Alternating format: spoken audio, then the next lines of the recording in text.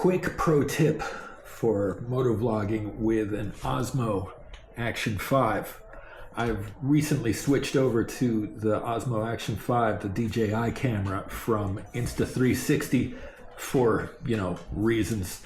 And I noticed that when I first put the DJI mount onto my chin mount setup, let me get that a little closer for you. I noticed the first time I put that on, there was a weird resistance, and it was kind of difficult to lock in there. Doing it with one hand really wasn't possible. And that was weird because with my Insta360, I could very easily just click it in with one hand. So I noticed that when I would, you can see there's some resistance here. I'm literally dropping this down onto this thing, and it's just like, no, I'm not lining up.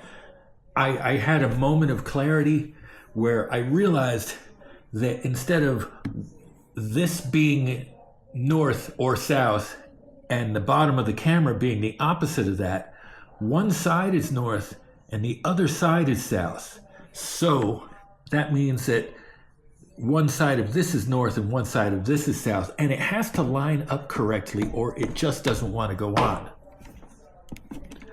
So what you need to do when you put these on to make sure it's facing the right way, I don't know if you can see it really clearly, but in the plastic it says DJI on one side and there's nothing on the other side. You want the side that says DJI facing forward. That way it's lined up properly. Now it locks right in. If any of you are as silly as me and don't realize that from the jump, I hope this helps.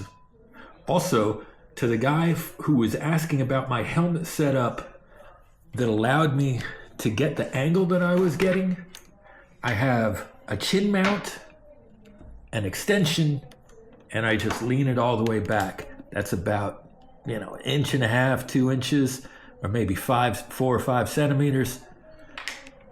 And yeah, that does it. All right, I hope that helps.